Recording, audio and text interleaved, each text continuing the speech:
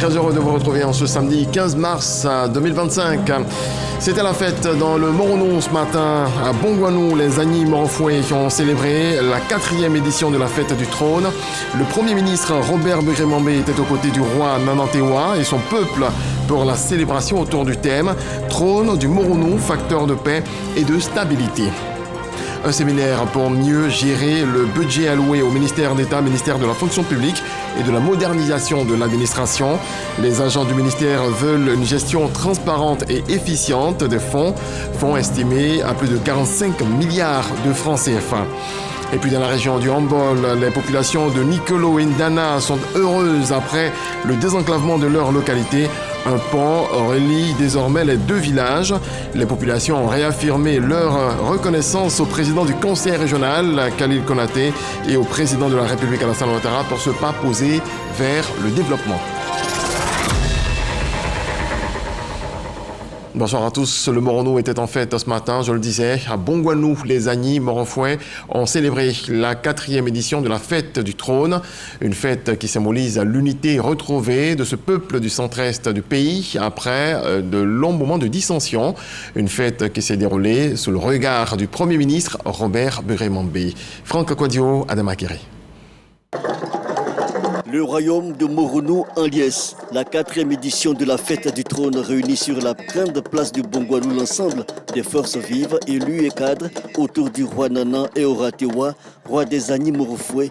Hôte de marque, le Premier ministre Robert Begré-Mambé à la tête d'une délégation de personnalités et membres du gouvernement. Premier temps fort, le défilé des 10 tribus et peuples amis invités. Avec une loyauté absolue et un profond respect, les chefs de tribus et l'ensemble de vos sujets du Moronou vous renouvellent leur allégeance. Encore remercier le roi Sa Majesté pour cette initiative qui maintient la tradition de votre peuple.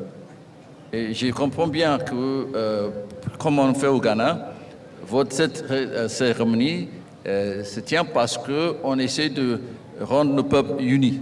Assoba Jacob, député-maire, et l'ambassadeur Félix Tano, président du comité d'organisation, insistent sur le message véhiculé au-delà de la mobilisation. Bongouanou, ou cité de la paix, se veut être le creuset de la cohésion retrouvée dans la région. Invité d'honneur et fils du district du Moronou, Ejenaka Aweli relève la pertinence de nos valeurs traditionnelles encore préservées par ce type de cérémonie. Ce rendez-vous, ce moment de communion et de fraternité, est un témoignage vivant de la résilience de nos traditions qui nous donne l'occasion d'affirmer que la modernité ne doit pas être synonyme de renoncement à nos racines, mais au contraire, elle doit pouvoir se conjuguer harmonieusement avec nos valeurs et pratiques ancestrales. Le roi, dans ses attributs, porte l'histoire d'une région forte de sa densité culturelle. Son porte-parole exprime ses remerciements. Par-delà le Moronou, la pensée du roi va à toute la Côte d'Ivoire. Et d'abord aux autorités politiques et administratives auxquelles le roi souhaite paix, santé et plein succès dans leur mission pour le bien du peuple de Côte d'Ivoire. Sa Majesté Nana Eoratewa, garant de l'unité, de la tradition et de la culture morofoué, a en effet, en accord avec la chefferie traditionnelle dans son ensemble, résolu de partager avec la Côte d'Ivoire et le monde entier le bonheur de son peuple depuis la renaissance du royaume du Moronou il y a quelques années. La royauté n'est pas un vain symbolisme, c'est toute une école de vie. Robert Begré-Mambé, Premier ministre et parrain, engage par conséquent la classe politique et les populations à la prise de conscience. La fête qui nous réunit aujourd'hui est une fête qui donne des leçons aux hommes politiques que nous sommes. Les Ivoiriens sont fatigués de nos palabres qui ne se terminent pas. Ils sont fatigués de nos palabres qui conduisent souvent, si on ne fait pas attention, à des violences inutiles. La terre de Côte d'Ivoire veut se nourrir de la sueur de nos efforts. C'est pourquoi nous devons prendre garde de ne jamais inciter les jeunes à la violence, les jeunes à l'incompréhension, les jeunes aux machettes et à toutes sortes de choses qui conduisent à la division dans ces pays. Nous sommes tous des frères et des sœurs. C'est pourquoi la royauté est un symbole par lequel nous sommes tous appelés à être unis les uns aux autres. Un message en adéquation avec le thème 2024, trône du Moronou, facteur de paix et de stabilité. Rendons-nous maintenant à plus de 10 000 km de notre pays, au Mexique pour être précis. Voyons la première conférence mondiale des femmes parlementaires. La délégation ivoirienne est conduite par la présidente du Sénat, Kandia Camara. Le modèle ivoirien au sujet de la mise en place de l'égalité des genres a été présenté aux participants. Kader Sogodogo. Du Mexique au reste du monde, mobilisons-nous en faveur de la parité. C'est sous ce thème que l'Union interparlementaire, en collaboration avec le Sénat du Mexique, initie la première conférence mondiale des femmes parlementaires. La Côte d'Ivoire est bel et bien présente à cette rencontre. Kandia Kamisoko Camara, présidente du Sénat, conduit la délégation. À l'époque, quand les parents avaient le choix de scolariser leurs enfants, ils préféraient scolariser les petits garçons au détriment des petites filles.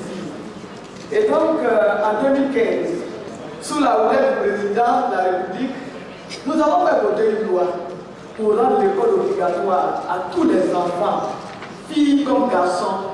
Donc aujourd'hui, nous sommes passés d'un taux de scolarisation des filles de 92 à un taux de 106%. Un cadre institutionnel qui permet au Sénat et à plusieurs institutions de se mettre sur la voie de la parité. Des exemples sont légion en Côte d'Ivoire. Nous avons une femme ministre de l'économie, du plan et du développement durable. Nous avons une femme ministre-gouverneur. Nous avons des femmes présidentes de région. Nous avons plusieurs femmes maires. Nous avons 34 femmes députées. D'autres réformes sont en cours pour gagner le défi de la parité homme-femme, a conclu Kandia Kamisoko Camara. Un exposé salué par l'ensemble des participants. Des travaux en groupe, des exposés, etc. Le Mexique veut constituer le fer de lance de la nouvelle dynamique sur la parité. Les travaux se poursuivent. Un sujet tout proche du précédent, retour sur la journée internationale des droits de la femme du côté de la grande chancellerie. Célébration autour du thème, regard croisé sur les droits des femmes en Côte d'Ivoire. À cette occasion, un panel a été animé par des femmes influentes. Carmel Dia, Ambroise Asséma. De leur propre vie, on a des femmes dans presque tous les secteurs. Une mélodie inspirante et pleine d'espoir. C'est sur ces paroles fortes de Noferi Mabamba, la championne du monde de slam, que les femmes de la grande chancellerie ont communié ensemble à l'occasion de cette journée spéciale dédiée à la promotion des droits des femmes. Si des avancées notables ont été réalisées, le combat n'est pas terminé.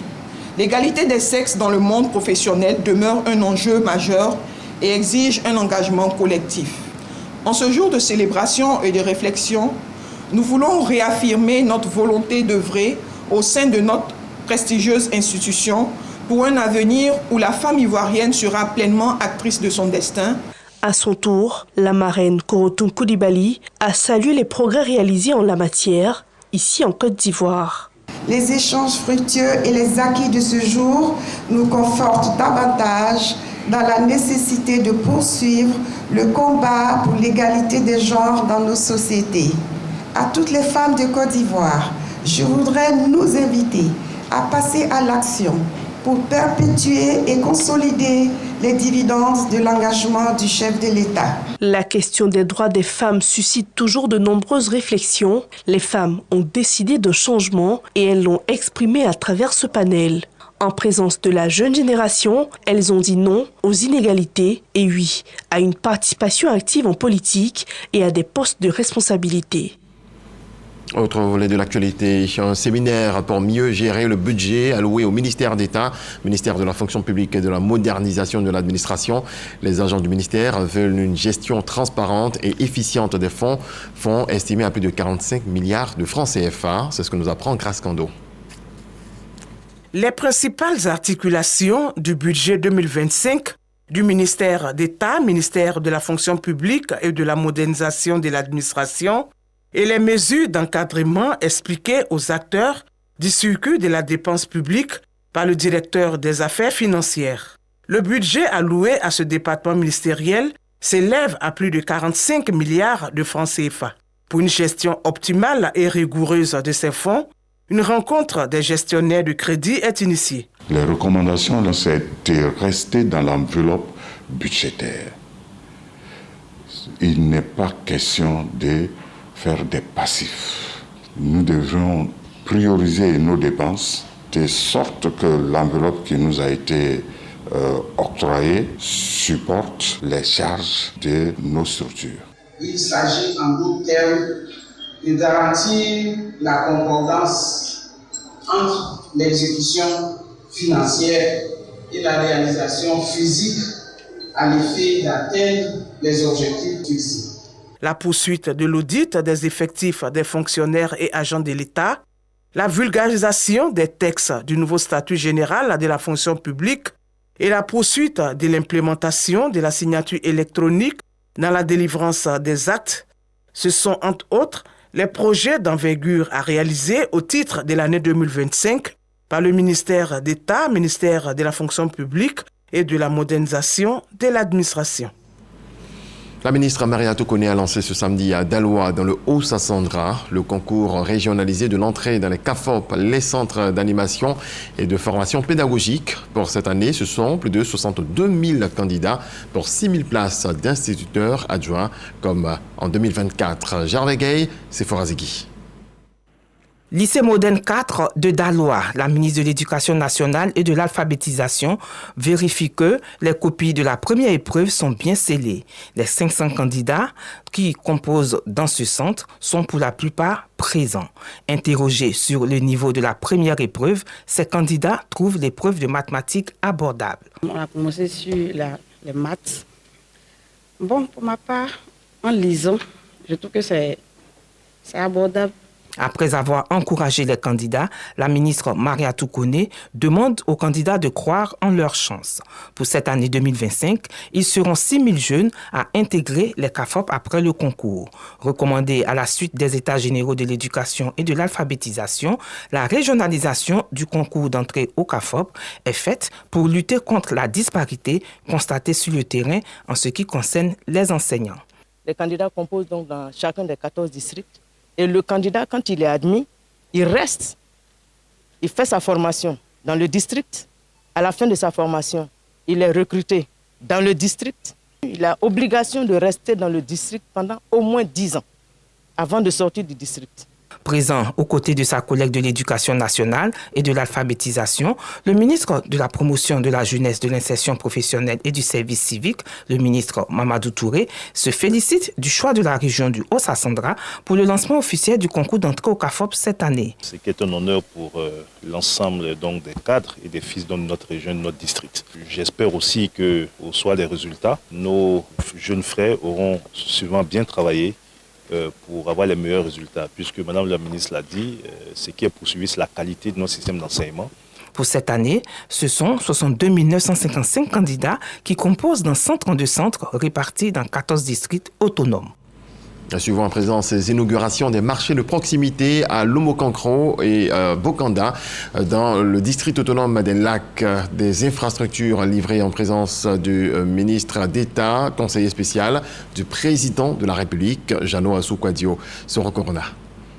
Baisser les prix des produits vivriers sur les marchés à travers leur approvisionnement régulier en produits de qualité et en quantité suffisante à partir des zones de production. C'est l'objectif du projet d'appui à la collecte et à la mise en marché des produits vivriers dans le cadre du programme social du gouvernement PS-Gouv2. Cette composante est mise en œuvre par l'Office d'aide à la commercialisation des produits vivriers OCPV. Pour la première phase, 40 marchés de proximité seront construits, dont 16 achevés pour un montant global de plus de 6 milliards de francs CFA. Ce projet a été initié en novembre 2021 à la suite d'une série de rencontres entre le gouvernement et les acteurs du vivrier pour trouver des solutions à l'effet de contenir de façon durable les fluctuations saisonnières des prix des produits vivriers. Les marchés de proximité de Lumokankuro et de Bokanda dans le district autonome des Lacs sont livrés par le ministre d'État, conseiller spécial à la présidence de la République, Jano Kwadjo Aoussou, le ministre du Commerce et de l'Industrie, Suleiman Diarasuba, et la ministre gouverneur du district autonome des Lacs, Raymond Goudou Kofi. L'activité de ce jour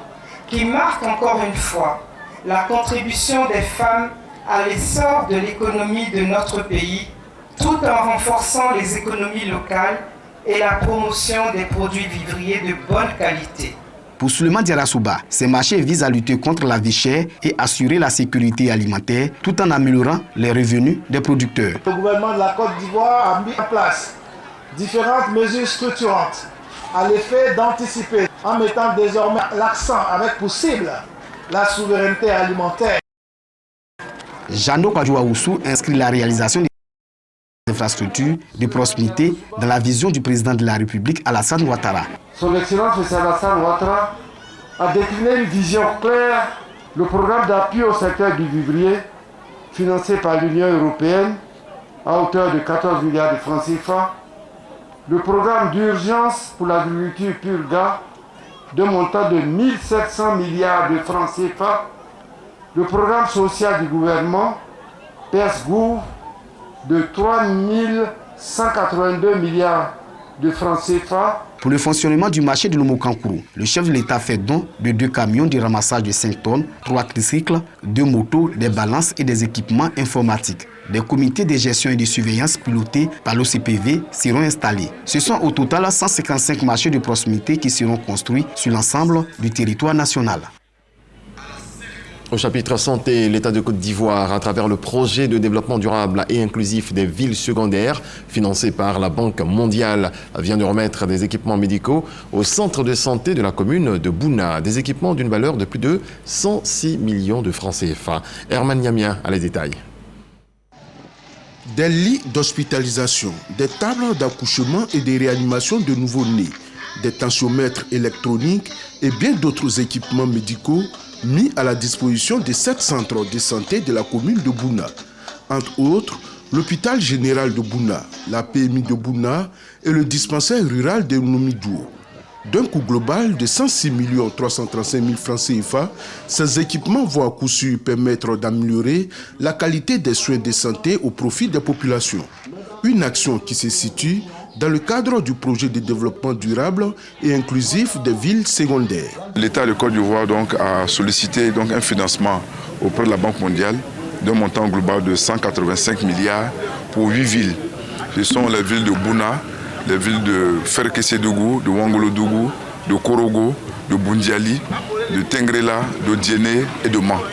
En fait, ces 8 villes qui ont été choisies sont des villes pilotes dans lesquelles l'État veut améliorer les infrastructures urbaines dans près de 10 secteurs, notamment l'eau potable, l'assainissement, la santé, l'éducation, les déchets solides, les marchés, les gares routières. La ville de Bouna, bénéficiaire de ce projet, verra la réalisation de plusieurs infrastructures de développement d'un montant de plus de 14 milliards de francs CFA sur 5 ans.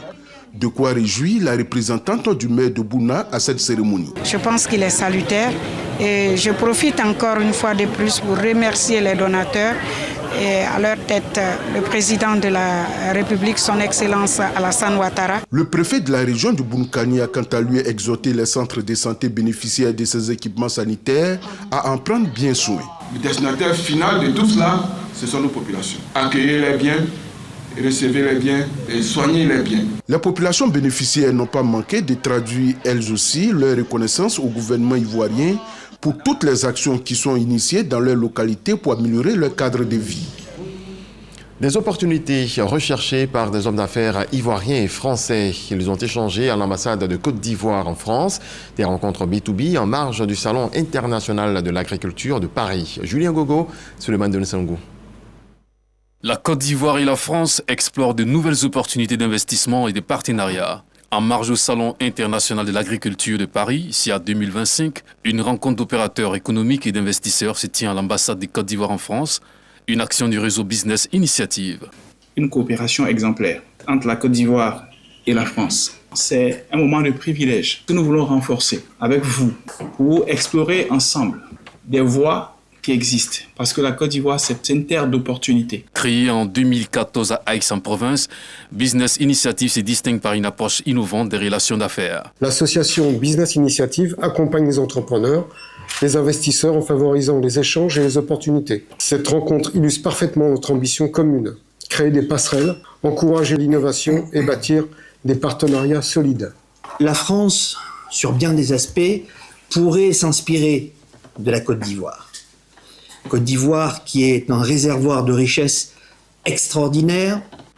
Grâce à sa croissance soutenue et à son climat des affaires en amélioration constante, la Côte d'Ivoire attire de plus en plus d'investisseurs. Selon les responsables, le réseau Business Initiative vient donc apporter sa contribution au développement par des projets concrets.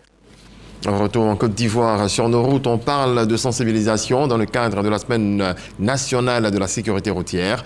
Le ministre des Transports, Amadou Koné, a mené une campagne de sensibilisation à destination des transporteurs et des populations de la région de la Mé. Regardons. Adzopé, nouvelle étape de la tournée du ministre des Transports. Après Adjamé et Yamoussoukro, Amadou Koné poursuit sa campagne de sensibilisation à la sécurité routière. Le choix de la capitale de la région de la Mé se justifie par le taux élevé d'accidents de la circulation. L'action vise donc à le réduire avec le concours des autorités, élus et cadres. Nous vous faisons la promesse que si vous revenez dans le même mois de mars 2026, en tout cas dans cette région-là, les chiffres ne seront plus ce que vous avez vu aujourd'hui. Et j'engage avec moi la responsabilité de monsieur le préfet, qui lui-même est président du comité, mais également de mes frères, les transporteurs. Le ministre des Transports, Amadou Koné, appelle les transporteurs d'Adzopé à s'inscrire dans une démarche de modernisation et de professionnalisation de leur secteur d'activité. Aujourd'hui, avec la vidéo-verbalisation, on a instauré il n'y a pas longtemps, il y a près de 300 permis qui ont été invalidés. 300 personnes dans leur permis là, c'est invalidé, ils doivent attendre 2 ans avant de repartir à l'auto-école. On a plus de 1800 permis qui ont été sanctionnés. On continue de faire de la sensibilisation, mais on va rentrer dans la répression en relation avec la police. Cette tournée d'information et de sensibilisation s'inscrit dans le cadre de la 26e édition de la Semaine nationale de la sécurité routière. Je vous amène maintenant dans la région du Hambol. Les populations de Nikolo et Ndana sont heureuses après le désenclavement de leur localité. Un pont relie désormais les deux villages et c'est source d'unité, vous allez le voir. Les populations ont réaffirmé leur reconnaissance au président du conseil régional Konaté Khalil et au président de la République Alassane Ouattara pour ce pas posé vers le développement. On voit cela avec Charles Tatou. Le président du conseil régional du Hambol a sillonné certains villages des départements de Katiola, de Diakaramadougou et de Dabakala. Objectif, s'assurer de l'état d'avancement des travaux de réalisation d'importantes infrastructures sanitaires, scolaires et routières. Dans le département de Katiola, il a été question de connaître l'état des travaux de finition des latrines sèches dans les écoles primaires et de visite de routes Kanakono, Takala, Tafolo et Darokoka. De même, du pont sur l'axe Nikolo-Ndana. Nous avons un superbe pont qui permet à ces deux villages-là de se réconcilier parce qu'il y avait quelques incompréhensions. Temps fort dans le département de Niakaramadougou, les visites des infrastructures scolaires du primaire et du secondaire de Sepika, localité de la sous-préfecture de Badioka, et des bâtiments administratifs de la sous-préfecture d'Arikoka. Utiliser les ressources que le président de la République met à notre disposition pour changer le visage de nos collectivités. Je suis heureux de le faire. Remettre encore un autre ouvrage, la résidence du sous-préfet de Arikoka. Et on l'a fait comme ça à Yaosédougou, à Tendene Bambarasso, à Sokala Sobara, à Timbe et bientôt à Nyedjeka pour inaugurer encore dans un village qui s'appelle Sepika, un collège de proximité où je suis heureux d'entendre qu'il y a 122 élèves alors que le collège a été construit cette année. Le ministre président du conseil régional du handball, Khalil Konaté, a bouclé sa tournée dans son département natal, Dabakala. Ici, il a pu s'enquérir de l'état d'avancement des travaux des latrines sèches, de l'EPP Gbamélédougou, du centre de santé rurale de Kokumba et des réalisations en cours dans le lycée de Satama Sokora. On se tourne maintenant vers la région du Gontougo. La première session ordinaire du Conseil régional pour l'année 2025 s'est tenue à Bondoukou. Faisant le bilan de l'état d'exécution du budget modificatif 2024, le premier vice-président de l'institution a relevé un excédent budgétaire de plus de 2 milliards de francs CFA. C'est ce que nous apprend Herman Yamia. L'un des points centraux de la première session ordinaire du Conseil régional du Gontougo pour l'année 2025 fut la présentation et l'adoption du procès verbal de la 4e réunion du Conseil régional de décembre 2024. Ce document a permis de faire le bilan des actions entreprises et d'ajuster les priorités. L'examen de l'état d'exécution du budget modificatif 2024 a révélé un excédent budgétaire important.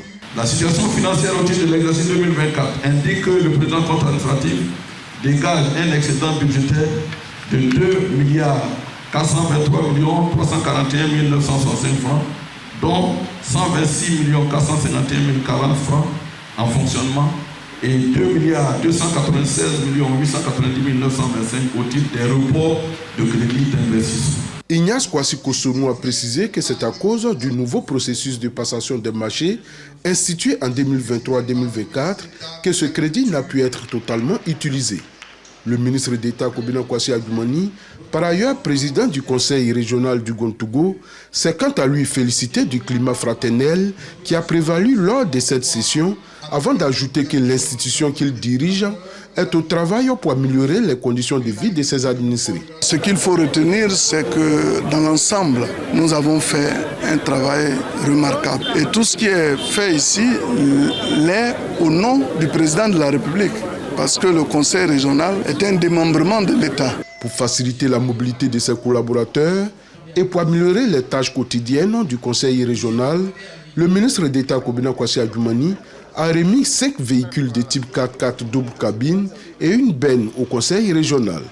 Occasion pour les bénéficiaires de lui traduire leur gratitude.